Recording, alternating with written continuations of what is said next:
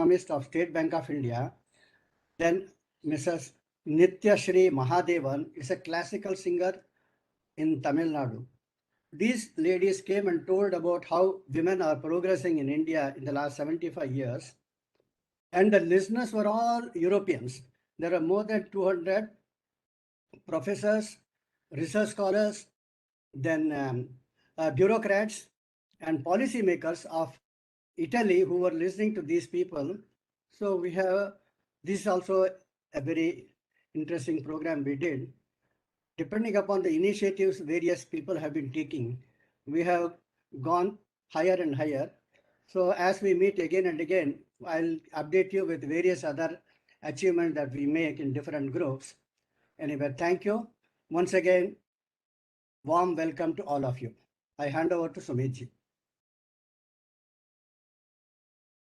Thank you, Raviji, for the brief introduction and the great job that Pride for India is doing in development of the country and creating a positive image. To take things forward, we have Anjali ji from Jordan. She will be sharing some very interesting insights in forms of quotations of Chanakya and Thiruvalluvar, two eminent thinkers of ancient India. Do we have, has Anjali ji joined with us? Possibly she has not yet managed to join. In that case, we'll wait for her to join and then we'll hear what Chanakya and Thiruvalluvar had to say, which can be helpful to us. And may I request Abhimanyu ji, Abhimanyu Samrat ji, to now introduce our speaker of the day, our esteemed guest, Sri Dipesh Shah ji, and take forward this whole discussion. Abhimanyu ji, over to you.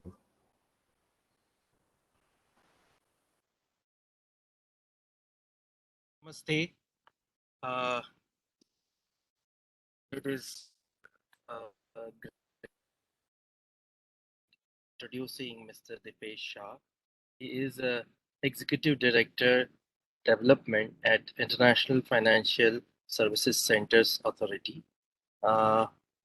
He's a professional with diversified experience in setting up large projects, concepts to implementation of international financial services centers at Smart City at GIFT, Gujarat.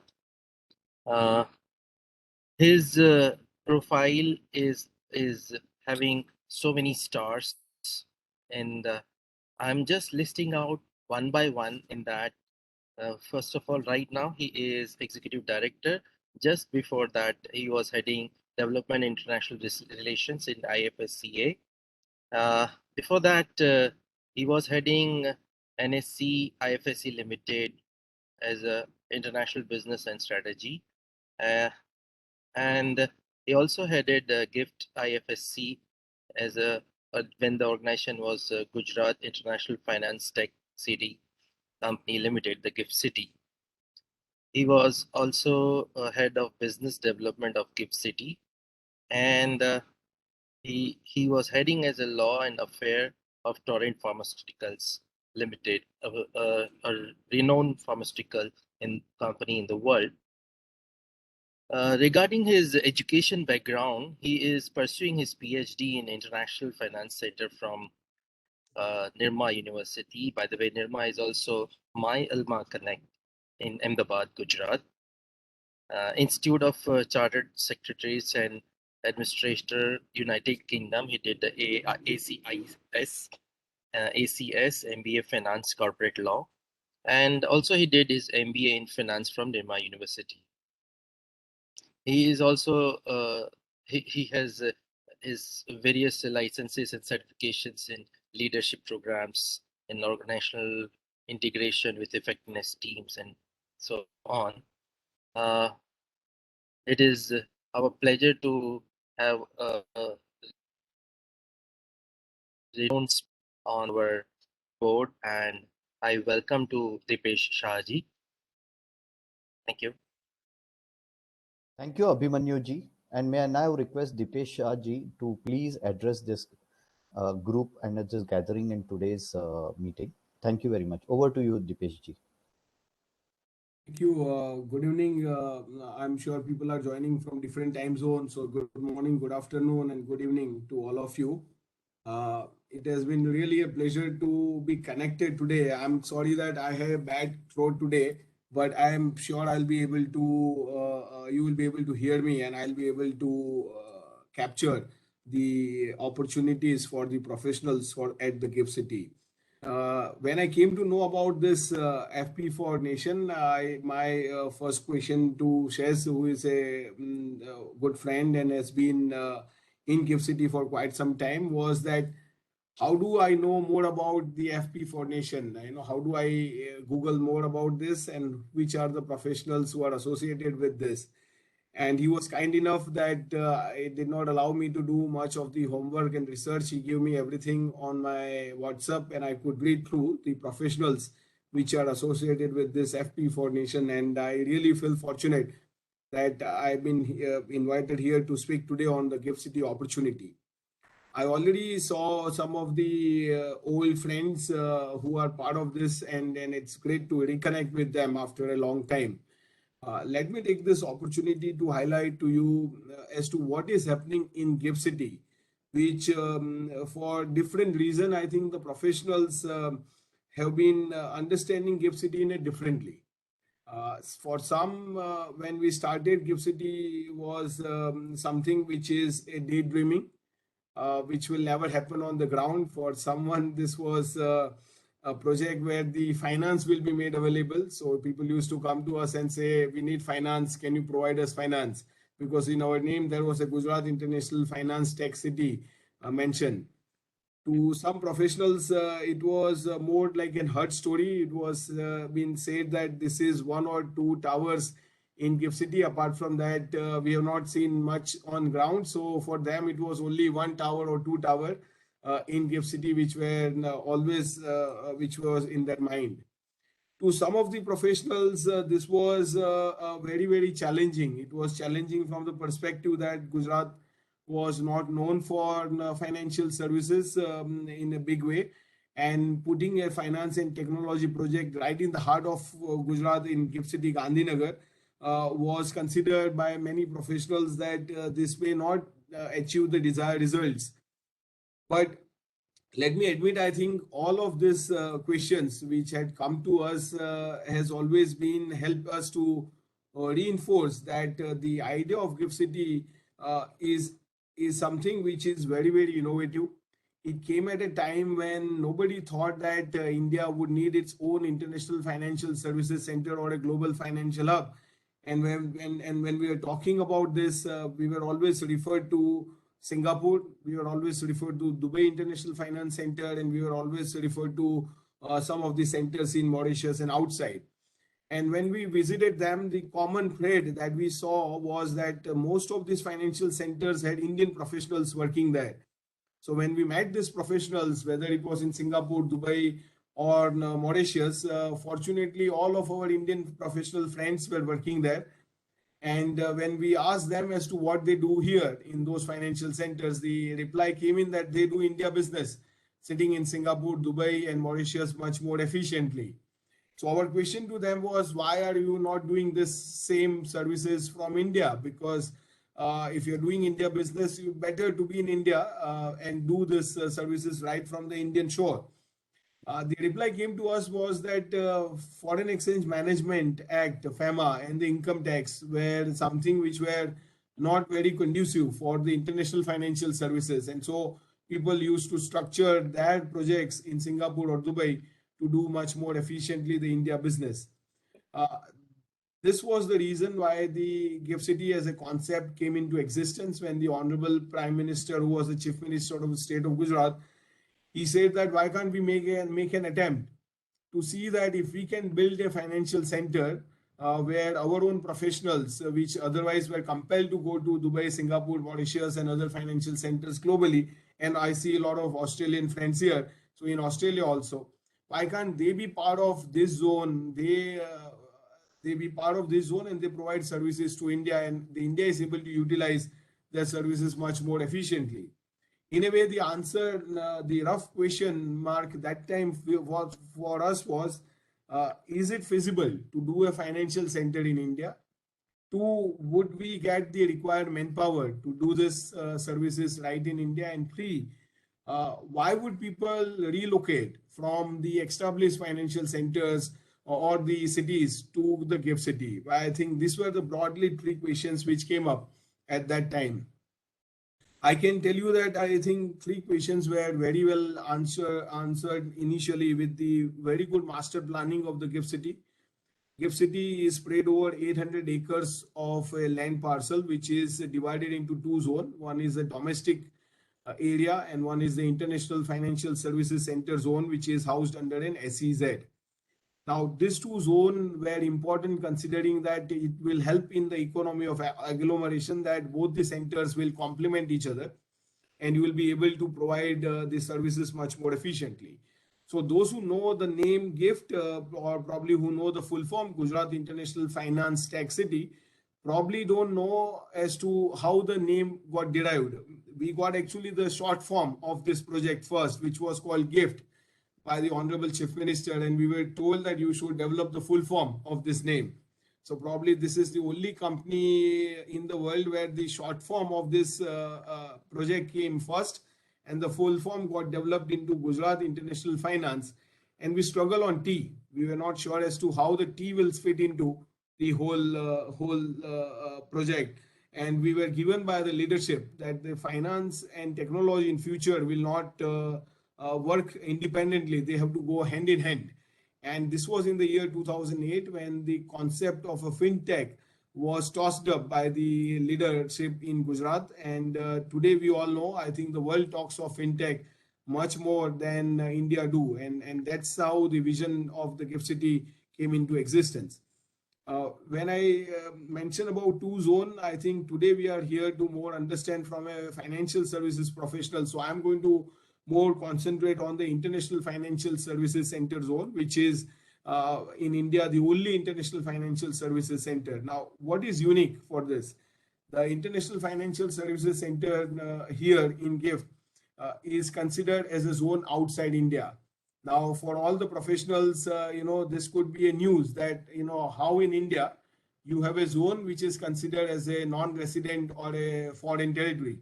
So this was required because I just mentioned in my opening remarks, people went to Singapore, people went to Dubai, people went to Mauritius, because they found that those centers were providing them regulations and tax regime, which were very conducive for doing the international financial services. So what government did was that in the year 2015, they issued the business regulation for the International Financial Services Center in GIFT City, which is under the Foreign Exchange Management Act, FEMA of India, is considered as a non-resident zone. So under the FEMA provision of the RBI, the zone is a non-resident zone, and thereby any entity opening in an IFFC becomes a non-resident entity, even though technically we are part of India. This land belongs to the whole of India. However, the important part was played that one, it became a non-resident zone, and two, you can do transaction in any foreign currency. You can't do transaction in Indian rupees sitting in this zone. And now this is again a important enabler because we wanted the international financial services to be carried out much more efficiently rather than doing the India business. So I would like to clarify that the IFFC in India is not competing with domestic India. Domestic India is all rupee business, and which is prevailing and running for last many years, and it will keep growing as we have seen the growth of India for last many years.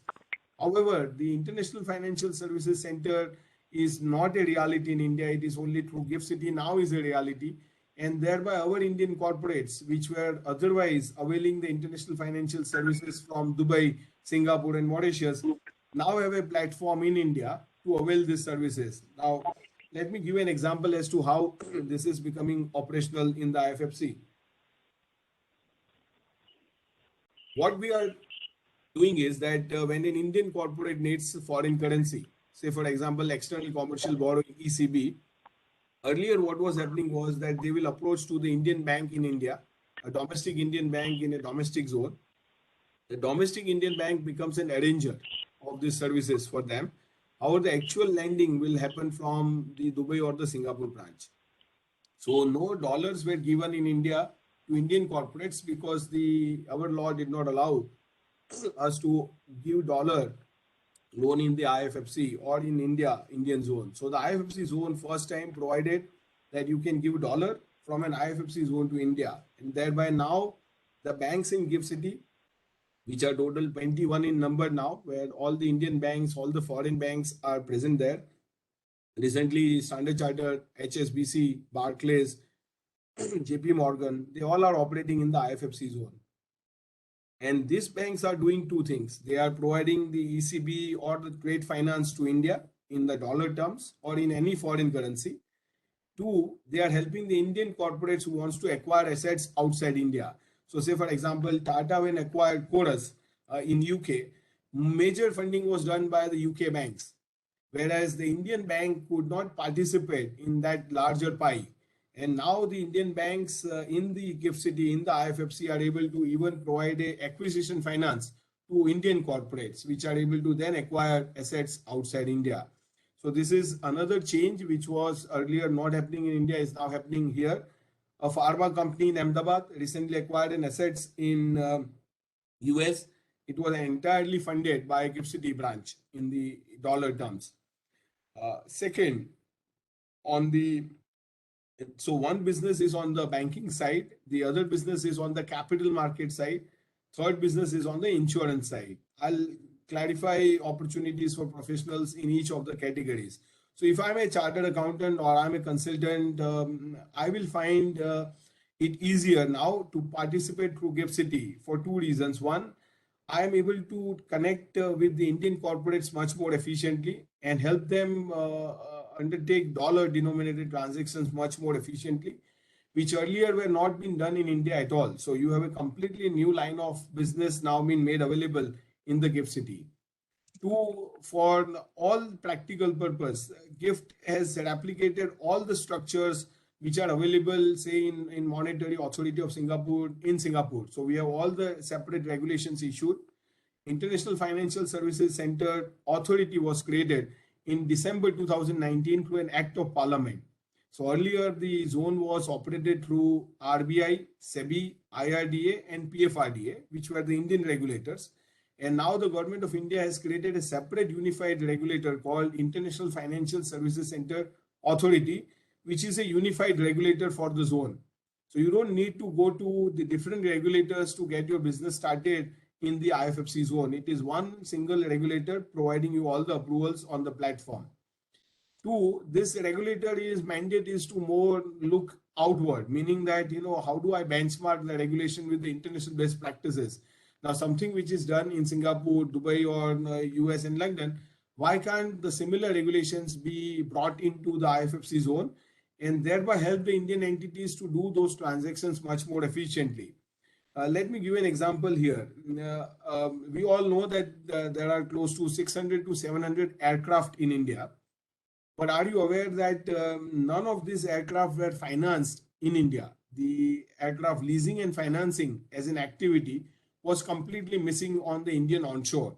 So when, say for example, in Indigo or Air India or Vistara, when they procured the aircraft, the entire leasing services was provided from the firms in Ireland, Dublin. Now, to our surprise, when we went to some of these places, we found that they've been claiming to do the business for last many years, and we were told that it will take for the IFFC in India at least 30-40 years to start this business. It is not so easy to get into an aircraft leasing business. And when we came back, we thought that at the end of the day, it is the demand which is the Indian airlines are the one who are buying the aircraft, which means demand is very much onshore in India. It is the supply of services which is missing. So if we create a regulation and framework for them, it would be an attempt to bring these services onshore into India. What we did was we came out with an aircraft leasing framework in February 2021. And today, as 1 year has passed, I can tell you that we have 15 aircraft leasing entities already registered with us. We have four aircraft which is leased to India from GIFT City, and there is a pipeline of 20 to 25 aircraft, smaller and bigger in size, to be leased from an IFFC in GIFT City to India. And yesterday we had a meeting with a large lessor which is in Dublin, and he is talking to us that, why can't I set up here so that I am closer to the market from where the demand is getting generated. So in a way, what we found was that when you create structures, give them the tax incentives required in the international market, the structures are easy to get started. It was only a myth that many of the structures which are prevailing in the global market cannot be operated in India. We found it very easy to get it started. In fact, our own chartered accountancy firm, our own professionals are the one who are advising the Indian clients much more efficiently, and they are all paying in the local Indian currency to them rather than paying dollars to the foreign law firms outside India. And that is what is more satisfying to us, that our own professionals are able to now take the pie of the business which would have otherwise would have gone to a foreign law firm or a foreign consultancy firm outside India. What we did was, in order to accommodate this growing business, we brought in a framework for professional service providers. It is called Ancillary Framework, whereby a professional chartered accountancy firm, company secretary firm, law firm can register with the IFFC authority, and they can become a service provider to not only an IFFC entities in GIFT, but to any global entities outside India. And for the IFFC zone, government has already provided 10-year tax holiday. So out of 15, there are 10 years complete tax exemptions from your business profits, no tax on your profits, no GST, no stamp duty. And on the capital market side, there is no commodity transaction tax and no security transaction tax when you trade on the exchanges operating in the IFFC. So in a way, we are very, very competitive. Our structure is in line with the international best practices. What we are now seeing is, and probably this could be an interest to the professionals around, that we are able to bring in close to 300 firms. When we started as an IFFC authority, we had 129 licenses before we took over the zone on 1st October 2020 as a unified regulator. And in a span of last 16 months, we got 170 firms approved in the IFFC zone in a short span of 16 months. And this was a time when the COVID was at its peak. It was a time when the things were not so good for the businesses to expand.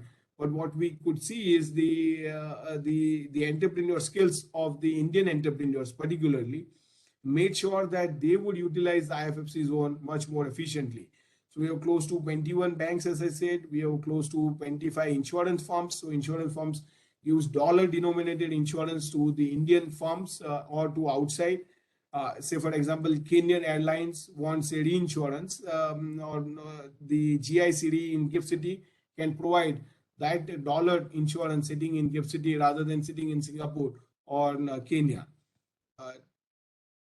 What we have seen is that in capital market side, close to 100 entities are there. We have 2 international stock exchanges operating, which operates almost 22 hours a day. So from Japan to US market, we cover all the markets from morning to 22 hours day.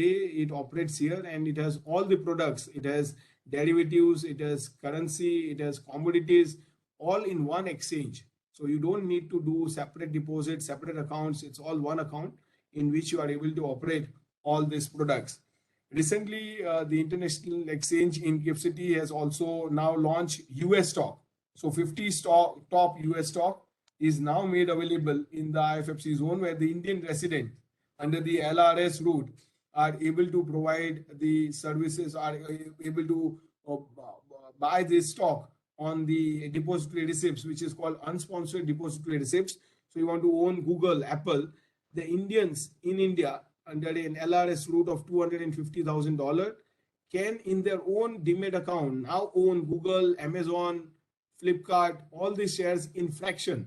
So you can do it in 0.10, you can do 0.5, whatever you want, on those front. That ecosystem is also been fully functional now. So the people can buy the US stock sitting in India and even foreigners, the NRIs, can buy US stocks हाँ। through GIFT City. Even एक बार तुमने बोला, मैंने जवाब दिया कि नहीं?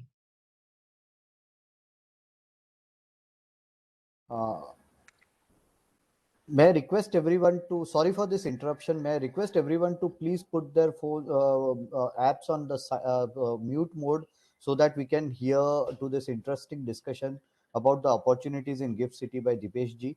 Requesting everyone to please put their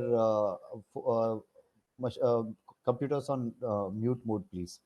Sorry for this disturbance. Please, Dipesh ji, please carry on. I thought that it is good to have such type of introduction which helps everyone to relax also, because I'm only one way I'm speaking. So in a lighter side, it's good to have some interruption always. Makes Dipesh ji, everybody. we will have a lot of questions. There are more than 30 questions which have come up till 17 questions which have come up till now. So we Okay. would like to hear you, and then we'll hammer you with a lot of questions, and Aditya ji will be taking you to speaking up your mind on all those things. So please, sorry for this Sure. interruption. No problem. I'm in GIFT City since 2008, and believe me, I have always been answering the questions only. So it's good to see questions. If there are no questions, I find it difficult. I find that nobody has understood the concept. So more questions is always better, that people want to understand. Quickly, I'll complete this, but I think then let me go to the question and answer. I'll quickly complete this and go to question and answer. If you want, that will be more interactive in a way. So as I was referring that the capital market side, the entire ecosystem is developing quite well, and also on some of the new areas like fintech. So we are a financial regulators. We are onboarding fintech. Fintech in a GIFT City has a dual advantage. One, that we are unified, so one can experiment from banking, insurance, capital market, all under one umbrella. Two, they get an access to India through IFFC, and if you want to go global, even that you can do from a GIFT City. So you can see an opportunity that when you set up your firm in GIFT City, you can do three businesses. One, you can connect to India for the dollar business requirements of India. Two, you can help the firms inside GIFT City with your financial or other products and services. Three, you can cater to the overseas market, overseas clients sitting in GIFT. Now, as I was referring, we have allowed the foreign stocks to be purchased from the GIFT City. We have also allowed the intermediaries, that means the brokers who come to GIFT City, they can trade any market globally. Whether you want to trade London, you want to trade US, you want to trade any market, as a broking firm, you come to GIFT City, you can trade any market globally. You don't need to put up your firm in Dubai to do trading into US and London market. We have also allowed the same activities here. In a way, our objective from the starting has been, how do we onshore the services which have gone offshore for India, which means that, we as an India created such a large business opportunity, but the services are all available through other financial centers. So our objective is very simple. How do we onshore the services which are offshore, and in a way expand it and then become a South Asian type of a hub going forward for people to avail services from. Few more areas that we have been working on includes the international bullion exchange. We are about to start India's first spot gold exchange, international exchange, where the gold will be traded on the IFFC exchange, India International Bullion Exchange, and thereby the jewelers will be able to participate. As you know, India is the second largest importer of the gold, and probably the gold which is in the household of India at times is considered more than the gold available globally in US and London market also. So in a way, this will help us to participate and be a price setter in this important product. We are also setting up quite a new structures on international trade finance platform, which means SME sector. Say, for example, you are an exporter or you are an importer and you want to put your invoice for bill discounting. We have now setting up a platform here. 4 firms are being licensed under our fintech, where the MSME can discount their invoices, which is otherwise would have gone to them in 60 days or 90 days. They would be able to get the funding in few days the moment they put it on our platform. So this is also expanding and helping the Indian small and medium sector enterprises to come in. We are also connecting our financial center as a regulator, IFFC authority, we are connecting it with the global regulators. So we have signed up Dubai, Abu Dhabi, Mauritius, Singapore, US, UK, all the financial regulators we are signing up with. Idea here is that, you know, that should be a two-way opportunities. Like Indian firms wants to go global, they can connect through the regulators and do services on both the sides. The foreign firm which wants to come to India, they can land into an IFFC zone and test their product for the requirements of India and the IFFC zone. So in summary, I would say the IFFC zone has 300 firms into various segments: banking, insurance, capital market, ancillary, professional service providers, brokers, aircraft leasing and financing, bullion exchange, fintech firms. You name a financial services, and we have the services been offered from the IFFC zone. In the banking side, we already done close to $150 billion of transactions through the GIFT City branches. Now, which would have otherwise would have been done from outside India. So in a way, we have contributed towards the requirements of the international financial services.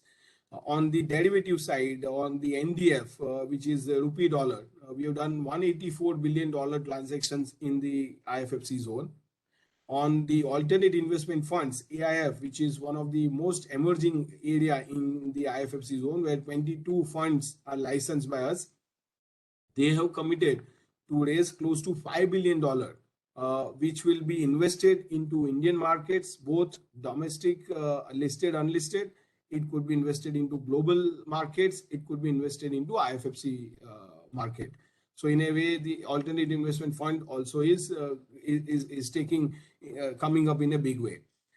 We have also seen number of people working in GIFT City growing very fast. Total number of people working in GIFT City is now close to 16,000 people. In the IFFC zone itself is 5,000 people working in the International Financial Services Center zone. And the Bank of America is one of the largest employer in GIFT City with their global in-house center, where 2,000 people are working for providing services sitting in GIFT City to their US and other markets from GIFT. So this is becoming a fast catching up as a most preferred destination. From an overall development perspective, we have seen close to 15 to 20 million square feet of commercial, residential, social facilities being allocated in GIFT City. You have a 5-star club inside, 5-star hotel inside operational, a school which is Jamnabai Nursery, one of the top Mumbai-based school, is operating there on their full capacity from nursery to standard 12. We have residentials which are coming up, close to 5,000 apartments are being built as I speak. And the commercial towers are coming up in a big way. We already have close to 10 commercial towers, some 14, 15 affordable housing towers, certain social facility towers, all put together around 24, 25 buildings are already part of the ecosystem. So it is no longer a 2-building story now. It is becoming a story which is expanding in a very rapidly inside the GIFT City. You will also find GIFT City as a very different in the infrastructure delivery perspective. I think many of you are outside India today listening to this. I can very proudly tell you that GIFT City is a place since 2013. We are drinking water from tap. So this is the only city in India where the water is drinkable at the tap level. This is the only city in India where there is a complete underground utility tunnel, which means that you don't need to dig the road to repair any infrastructure bottleneck. The maintenance vehicle can go inside, repair, and come outside, and the citizens even does not notice that there is a repair work which is going on. So it's a remarkable type of a infrastructure being already laid down. The tunnel is absolutely a pride to walk in. As an Indian, when you walk in that tunnel, you feel so much proud about the way the India is delivering on some of this infrastructure, which otherwise we are used to see it outside India. The entire GIFT City is on a district cooling system. There is no window AC, no split AC in any building. The entire air conditioning is provided through the district cooling, which is a chill water converted into chill air and provided to each building. 4, this is only city in India where no garbage when enters the city. The entire waste management is automated. You simply put the garbage into the chutes, and at a 90-kilometer-hour speed, it is disposed of in a centralized location without any human intervention in the waste collection and disposal is concerned. And 5th and the last, which is also very important, is the entire city runs on an optic fiber. Very high level of IT infrastructure being created in GIFT City, and thereby you will find the services offered, the infrastructure offered, matching to the world best locations and centers. I'll stop here. I understand that there are a lot of questions. Then it will be always better to do it in interactive mode. But I will definitely urge all of you that time permits, please make a visit to GIFT City, because seeing is believing. Once you will come and experience the GIFT City, probably that is the time you will figure out that this city is really growing. It is helping India to come on the world map of the global financial center. And in a way, the city needs professionals like you, because how long we would be staying and serving other centers outside. We will need professionals like you to be part of GIFT City and help our Indian and foreign companies to come and set up in GIFT City. So we'll be very happy to host all of you. Aditya is a good friend, as I said. We can plan a visit to GIFT City, and we'll be very happy even as a regulator to host you in GIFT City when you all plan to come there. I'll stop here. We'll be happy to take the questions as we move forward. Thank you. Thank you, Dipesh. Sorry.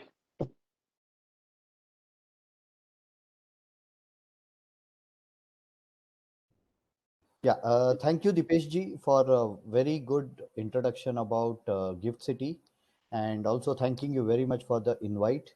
We look forward to come down together to GIFT City. And then now we invite Aditya Shesh ji to moderate the question and answer session. We have a lot of questions for you. Everybody is very inquisitive to know more about GIFT City. And Aditya ji, over to you, please. Thank you very much. Sumit ji, thank you so much. Dipesh bhai, so good to see you here. And you have spoken almost 25 to 30 minutes non-stop. And I know that you can speak for another 3 hours like this. I do not know how many people know that Dipesh bhai has been associated for more than 10 years on this project. He has seen it from ground zero. Actually, I do not need to moderate at all. I am not required here because he can answer every question of yours. As long as we are disciplinedly putting our questions, he will answer and everything, and probably he has answers to every question that we raise. Yet, I must do my job, and he, when he speaks, you never feel that a regulator is speaking. Let me also tell you that Gujarat is the only state in the country that has a business page. And GIFT City and IFSC are always welcoming. And just leaving from where Dipesh bhai left, because I am also a part of GIFT City, I would say GIFT City ma tamara swagat chhe. I want to make sure that is said, because this is how every time he welcomes me in Ahmedabad. He is kind of made sure that I call myself an Ahmedabadi more than a Mumbaiker. That is his beauty. So Dipesh bhai, we have nearly 16 questions, but I'm sure we have more.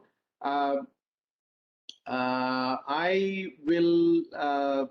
So there are some very common questions. How do you set? And I'm happy that we could send you the questions in advance so that you had the right frame to prepare this. There are some very common questions like how do you set up units in GIFT City? Who can set up an unit in IFSC? People are talking from non-resident, non-NRI backgrounds. These are the first two common questions. that have been raised. And then there are score of tax questions, incentives, and so on and so forth. Some of this you have already dealt with, but we will come to it as we go. In case I do get cut off, Mahavir ji, please take over.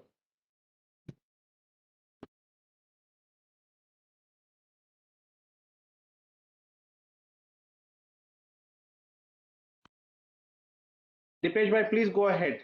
The first two questions are, how do you set up units in GIFT City, and who can set up the unit in GIFT City? Sure.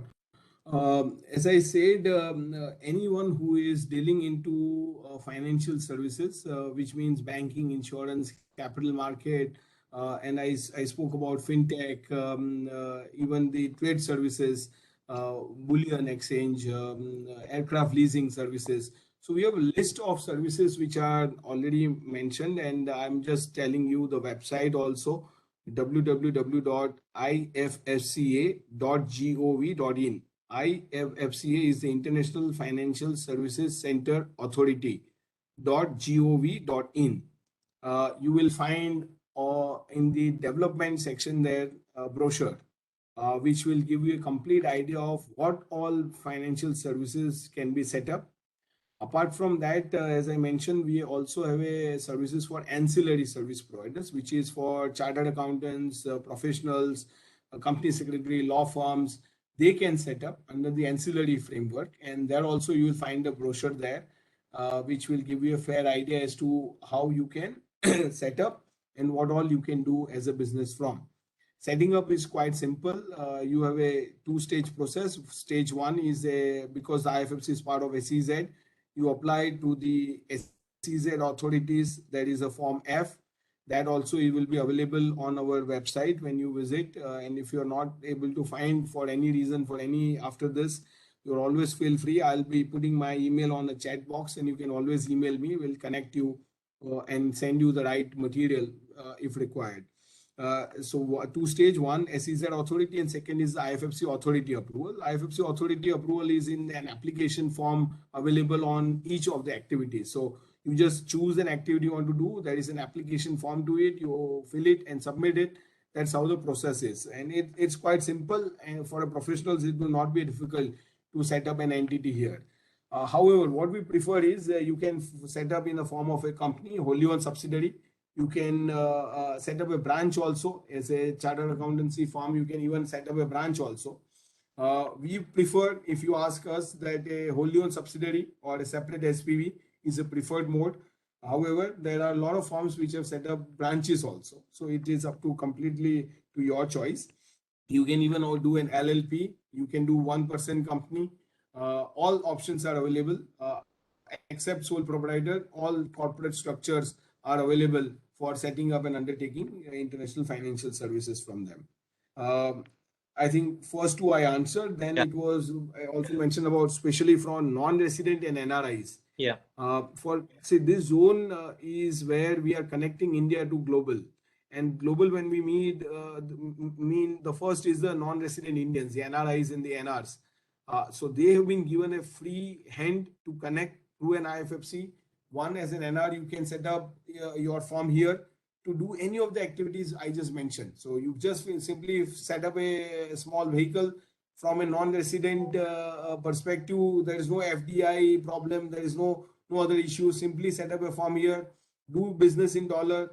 Whenever you want the money back from an IFFC, because it's a non-resident zone, money going outside India, there's no FAMA issue at all because it's a non-resident to non-resident transaction. So for you, this becomes a very, very conducive way of setting up some of the businesses which otherwise are maybe challenging to set up in India because of the local law and the domestic law quite different for most of the activities. Avirji, can I ask a question in relation to the one? Is there any regulatory activity and non-regulatory activity like in DIFC here in Dubai? Like those who are related to the banking and financial sectors are regulatory activities here. Like that, anything is there in that so that we need to go for another approval or another activity licensing? So from an IFFC perspective, we have kept it in two ways. Like as in Dubai has a financial and non-financial services at DIFC. We have a financial and allied services, ancillary services. We call it allied or ancillary service, which is aiding and assisting financial services. Now, for us, because we are through an act of parliament, our mandate is financial service, financial product, and financial institution. Like we don't have a mandate to regulate a developer or a real estate developer inside GIFT City. That for which there is a separate entity called Gift Company Limited, which is the master developer of GIFT City, just like Abu Dhabi is an Abu Dhabi global market, and the Abu Dhabi FSRA is a financial services regulator. So Abu Dhabi global market has a larger mandate to develop the zone.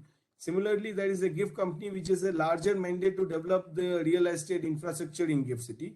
Our focus as an IFFC authority is to bring in the financial firms, non-financial firms from an allied services perspective. And those all activities are mentioned in our website. Okay. My next question is, Dipenji, what are the auxiliary facilities within IFSC, like IT office, stamp, registration office, a bench of the High Court, arbitration, etc.? What more auxiliary facilities are there? So what we have done is that see, pure play, there is always a bit of a challenge for us, to be honest. You know, sometimes a player come to us with a pure IT services, like say for example, a back office or IT, BPO or KPO, which is not purely a financial services. So for us, what we've done is that we came out with this framework ancillary, and there, say for example, a IT firm wants to come here and serve BFSI segment and provide services for the banking, financial services, and insurance related activities, or someone wants to do cloud services for BFSI, that we consider as a part of the ancillary or the aiding and assisting, because in a directly or indirectly they are helping financial services. But someone wants to come and do, say for example, purely a testing lab, then it's not part of the IFFC authority, and they can't be licensed by us, but they can be set up in GIFT City in any of the zone. Okay. Another question from a noted member. Is there any single application form clearance for all stakeholders there, so that the applicant does not have to fill out separate forms or for every authority and like that? A single Yeah, so I am sure you are aware the single window has always been challenging, because the application, once you enter the single window, then there are 10 windows in which you have to apply. So that has always been a challenge.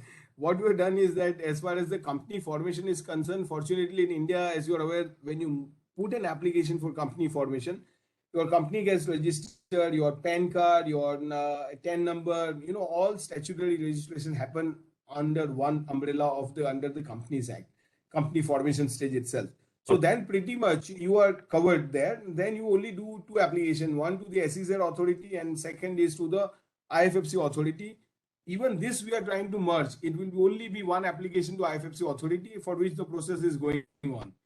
But today, you know, pretty much the processes are well defined, and the maximum time we have seen is from start to finish 30 to 40 days, in which we have seen licenses being given for all activities.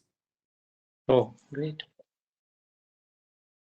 So the next question is, the vision then was to invite banks, capital market, as you said, the financial, BFSI, insurance players to set up operations here.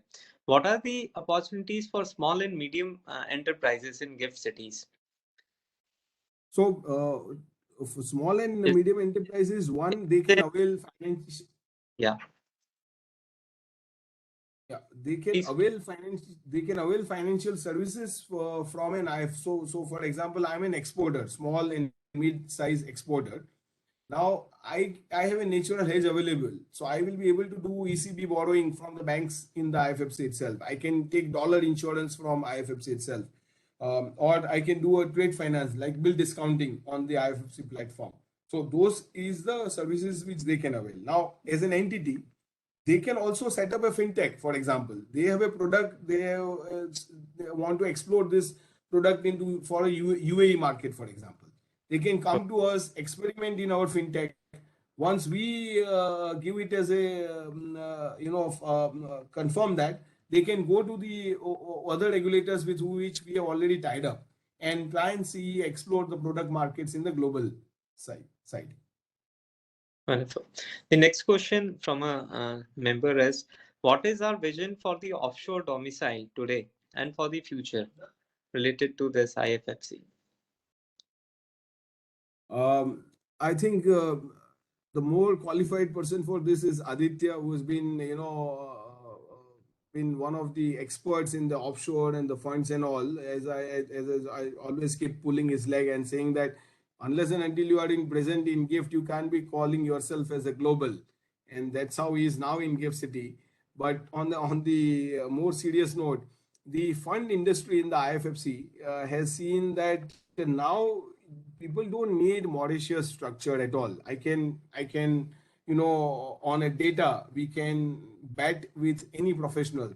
On a regulation we can bet with any professional that whatever we as an IFFC authority are now providing is absolutely at par with the global best practices. You will not find a single problem in setting up a fund here to do global pooling of capital and investing into India or outside India. To top of that, the tax regime has been very well competitively arranged now. So if you come to the GIFT City IFFC, as I told you, there is a 10-year tax holiday, all that available. But for funds, category 1 and 2, and even category 3 now, the investor, global investor, need not obtain the PAN card, need not obtain to file, required to file a return in India. Now, this was the biggest issue. The investors were only coming to the fund for investing, and they were required to go and take PAN card, they were required to file a return. The government very rightly provided that platform that you come to IFFC, you don't need, even the global investor need not have a PAN and the return filing requirement, which is very, very conducive for them to do this business. That's why we are seeing $5 billion of commitment coming in the funds. We have now allowed the relocation of funds. So if you are in Mauritius, you want to relocate, that has been made completely tax neutral event. No tax incidence on you if you relocate your fund from any global market to the GIFT City today. Wonderful. The next question is Mauritius, Singapore, and you had already covered most of part and other tax havens in comparison with GIFT City. So how we compare as of now the recent developments of GIFT City vis-a-vis Singapore and Mauritius? I would only say you don't feel Atmanirbhar Bharat when you go to Mauritius, you go to Singapore, you go to Dubai. You feel Atmanirbhar when you are buying these financial services from your own financial center. And that's where you feel that, my own center is able to provide me all the international financial services much more efficiently at a lower cost. Cost is very important. Our operating cost is 1/10 of the cost that people are paying today in Singapore or Dubai. Our law cost, legal law firm charges is in Indian rupees versus dollar that they're paying outside. So, there is no comparison. It is only a matter of time that you will see all India centric international financial services business will move to the GIFT City. So good. So we hope there will be many more IFSCs in India in comparison with as of now. I think this has always has been coming up since 2008. I think GIFT City applied in 2011 and got the in principle approval 2015. Government gave the business regulations. But I would say, please understand from this perspective that we are competing with Mauritius, Singapore, Dubai, Hong Kong, those financial centers. The last thing what we want is we want a state to fight with each other. Every center fighting with each other for business, where it has not been the case. You go to Dubai, there is only one DIFC. You go to Abu Dhabi, there is only one ADGM. You go to Hong Kong, where China used Hong Kong for so many years as a only financial center for them. So we have to understand that the currency is not fully convertible in India. And thereby for foreseeable future, you will see one center coming up in a big way to compete globally. When we reach to a size that now China, say after 10-15 years, now developing more financial centers in various zones, you will see in future also it is happening, but it will take some time, before we become much more stronger in our business.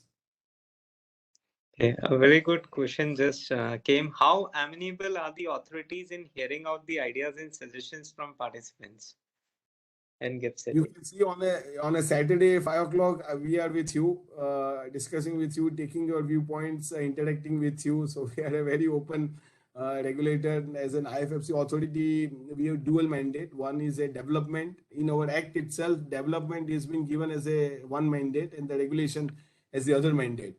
So probably the government of India very clearly visualized that this new financial authority will need to play a bigger development role because we are set up quite late in comparison to what has been done globally. So we are very open to ideas. We listen to the stakeholders and we try and implement those ideas because end of the day, it should be win-win. You know, whatever we do, if it is not connected to what businesses wants to do, the answer is simple. They will go to other financial center. Why should they come to us? If we don't listen, the loss is to us. So we take it as a very positively understand from them. But at the same time, see, one point we always keep it in mind because everyone comes up with a hidden agenda. We just try to say them, please play the game as per the rule of the game. You know, because you are in GIFT, you are in India, you feel that I will make this as a booking center. I will not have any people posted here. All those things, you know, we are not amenable to. We want this to be a thriving center. If you can post people in Singapore, if you can post people in Dubai, why you are shying away of posting your own people in your own financial center? Exactly. Can I come in here? Yes, Yes, sure. please. So I have one perspective offer, and that is of being a real user of this center. And I can tell you right from day one, they are very proactive.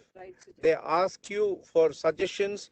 If the suggestions are reasonable and it's for the benefit of everybody, those suggestions are immediately incorporated. And I can give you examples of how it has been done right from draft consultation for new regulations to a simple thing like adding the name of gift in a fund, and they have come back to us very quickly. And as Dipesh bhai rightly said, as long as we do it with clear intent and for good of all without any shortcuts, they are open to all kind of ideas.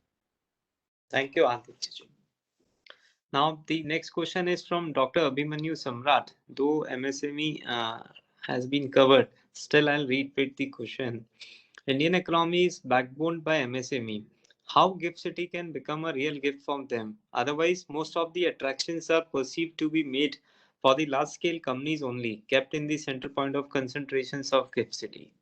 So, how to break this perception?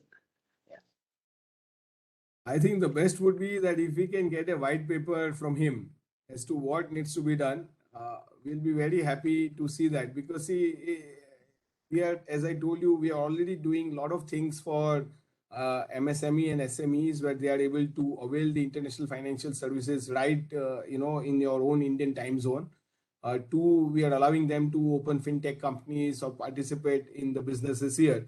Our regulations are not keep putting any extra burden for SMEs or MSMEs in terms of the various requirements. So they are also been a bit of a regulations which are taking care of not having too much of unnecessary compliance burden for the sector. So in a way we have been doing, but if you can on a more concrete terms tell us that these are the 5 things SME or MSME will need from an international financial services center, we'll be very happy and open to consider those and discuss with you and address those. Too good. Dr. Abhimanyuji, sir has rightly said we should write a white paper for what best can be done for MSME and they'll look forward to it. So another question from Dr. Sumit Mehta. What is the real estate cost in GIFT City?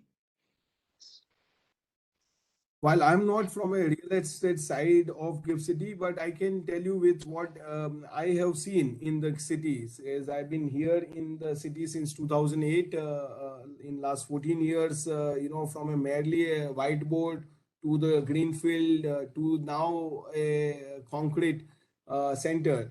The commercial has been the city is providing development rights. So they are not selling land. They give development rights. Land is below that plot. Land is given on lease for 99 years. That plot for development is given for 1350 rupees per square feet of the built-up area.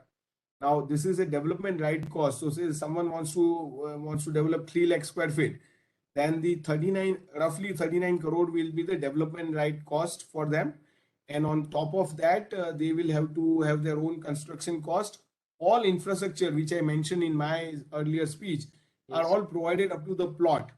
So they don't need to worry about water coming to them, IT coming to them. Everything comes to the closer to their plot, and they just connect those infrastructure to their building. So in a way, real estate still is not that expensive, but as you like for any typical real estate project, demand and supply will always have an impact. You've seen rentals which were earlier from 40 rupees, now it is 50 rupees to now 60 rupees. So 60 rupees per square feet per month is roughly what you can expect as a lease rental. And a one-time purchase of a property for 99 years is roughly around 5,500 to 6,000 rupees a square feet. Okay. What are the tax incentives available in the GIFT City? If you want to know. On the business side, as I said, 10 year out of 15, Section 80 LA of the income tax provides out of 15, 10-year complete tax holiday. And there's no GST because when you are providing services outside India, this is also part of SEZ, so no GST. And then there are several businesses like for aircraft leasing, there is no capital gain tax when the aircraft is sold. Ship leasing we are developing, so that also incentives are there. Alternate investment funds, there is a separate tax regime available for the funds. So you know it's a package of tax incentives being offered for different businesses to flourish here. So you just mentioned about alternate investment fund right now. So is there any option available for Indian AIF to shift in GIFT City, or it has to be a new registered AIF? As I said in the last union budget, not this one, but prior to this, the union finance minister announced a tax incentive for relocation. So if you are a fund anywhere in Dubai, Singapore, Mauritius, you can relocate the fund to the IFFC, which has been made tax neutral even. And for the funds in our website, when you go to the development, there is a brochures available for alternate investment funds, where all the category 1, 2, and 3, what all you can do, what is the tax for each, is everything available on our website. Okay. Can I come in here, please, to supplement what Dipesh Bhai said? Yes, yes. Also, a new regulation, draft regulation for fund management is coming into play. Should be done maybe within the next 30-35 days.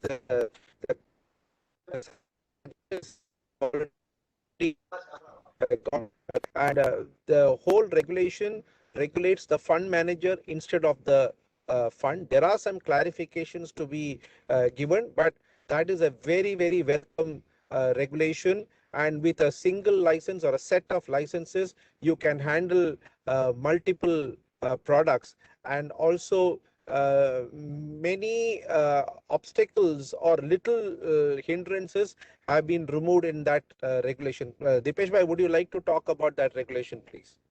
Yeah, so we had a expert committee led by Nilesh Shah from the Kotak Asset Management, and the committee has come out recommended a new regime, which is to more regulating the fund managers rather than the fund. And this regime is in the working progress right now. You will expect in few weeks, coming weeks, this new regime getting notified, which will be making life much more simpler and the regime aligned with the global best practices. Too good. Let's call it a day after this question. The last one from Mr. Sachin from Sydney. Globally, logistics is about $3 trillion. How can logistics sector benefit by opening up an IFFC? Yeah, logistic as a sector directly does not fall under the financial services, but what can be done a logistic firm if they need a corporate treasury center that can be set up in the IFFC zone. So we have a separate framework where the corporates can set up a corporate treasury center, which is becoming like a pooling vehicle for them for all their group companies, funding requirements, invoicing requirement. All that can be done through the GIFT City. And I would urge to look at the corporate treasury framework that we have, and you will find that even a logistic company can set up a treasury center much more efficiently here and pool global capital for their businesses. Okay. Thank you, Dipesh bhai. The last question coming out in our mind is there any way to network with the existing companies there? We on our website we have a directory of the firms which are licensed in by the IFFC authority. You will find in the directory the name of the firms, the branch head, the office numbers, all part of on our website. So you will be able to send an email to them and connect with them. And Okay. when you visit to us, you know at that time also you can interact with some of these firms which are present in the GIFT City. Great. Bhaviji, before we finish the Q&A session, if you can please accommodate one question from Jinendra Kharaji from Brisbane. Jinendra ji? Yes, yes. Hello. Dipesh bhai, how did the relationship with Australia progress? Like we did that MOU with New South Wales, and you were actively promoting a lot of connect with Australia. So I'm sure some traction has happened there. I think we are missing you because your presence was helping us to connect in a big way. But I know I'm. Recently, we had a visit of the ambassador and all to the IFFC authority. They also met our chairman, Injectu Srinivas. He is a very dynamic first chairman of the IFFC authority, under whose leadership this authority is progressing so rapidly.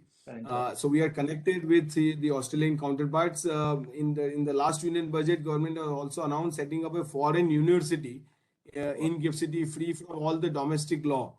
And I'm sure that the Australian university would be the one which can actually look into this in a bigger way, just like what US and UK universities are looking at. Fantastic. Congratulations to all your great efforts, Dipen bhai. Thank you. There are a couple of more points if I can add, and I won't take more than a minute. Yeah, sure. Yeah, carry on. There was a question regarding MSME, and just for you all to let know that the government of Gujarat gives subsidies on electricity.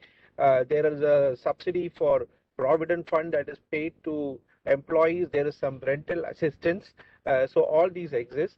In addition, GIFT City already has the chapter of Singapore Arbitration Center, and many more arbitration centers are supposed to come for institutional arbitration. So they have not only taken care of the first part, which is getting you in, but also maintaining the domicile and handling dispute resolution in future. So all this has been done.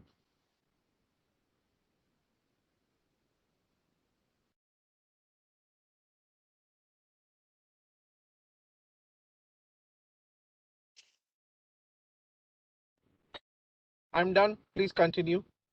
Okay, thank you very much, Aditya ji and Mahavir ji, for a very interactive question and answer session. Dipesh bhai, thank you very much for all the good insights that you have given. However, there is one very interesting thing, niche for Pride of Bharat, which is the initiative under which we operate. Two great gems of Indian civilization, Bharatiya civilization, Chanakya and Thiruvalluvar, one from north, one from south. They had great insights, and we would invite Anjali Aneja ji from Jordan to please share a few insights and quotations of Chanakya and Thiruvalluvar for the enlightenment of the audience, please. Anjali ji, over to you. Thank you so much for this opportunity, and thank you, Dipesh ji, for a wonderful session. I hope you can hear me well. Yes. Okay. So I would like to just, share with you the wise wordings from our ancient sages, like Chanakya and Saint Tiruvallur, which was like almost 2000 years before. They said that, all despise the poor and all praise the rich. So wealth is important, right? Wealth can change people of no importance into those of some importance. Hence, earn wealth with 1,000 hands and distribute it to the needy with 2,000 hands. Also, government should encourage wealth which flows with mercy and love.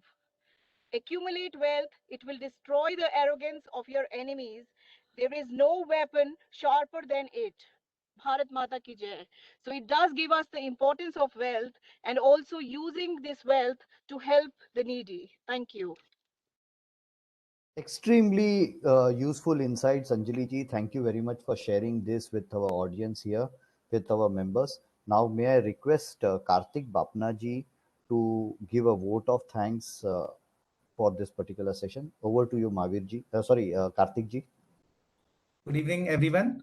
At the onset, I express my deep gratitude to our learned speaker for today, Shri Dipesh Shah ji, who has acceded to our request and gave his valuable time for explaining the entire concept, and not only the concept, the making of the gift city, which is a gateway to investing in and out of India. We all agree that Gift City has evolved as a new financial center for professionals like all of us who look at establishments at Singapore, Dubai, Mauritius because of the conducive regulations for international business.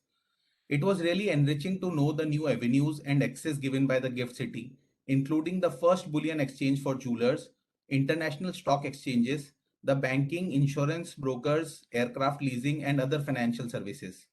The eye-opener of the session was definitely the volume of transactions narrated by Dipesh Shah ji, including the $150 billion transactions from the banking side, the huge AIF investments, and the high-tech tunnel infrastructure, the cooling systems, the waste management systems, which I am sure would soon be adopted by the country on a larger scale. We are thankful to our own Aditya Sheshji and Mahavir Chaplotji for a wonderful brainstorming Q&A session and an inquisitive moderation. The quotations of Chanakya and Tiruvallur narrated by Ms. Anjali Aneja ji are deeply inspiring and calls for a real-life adoption for a successful living. We also place on record our sincere thankfulness to all the participants who have shown deep interest in the today's session, and I hope we will continue to have your patronage and support throughout. Last but not the least, the team members of the FP4 Nation who have been planning, executing, and also the brain behind all this. I think we should hands off for all of us because we've been investing our time for Bharat, for our nation. Thank you.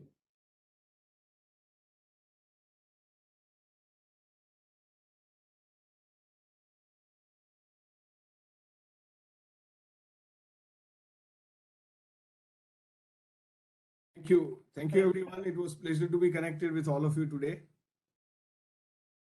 Dipesh ji, you make even a very difficult situation also, you make it very easy to understand.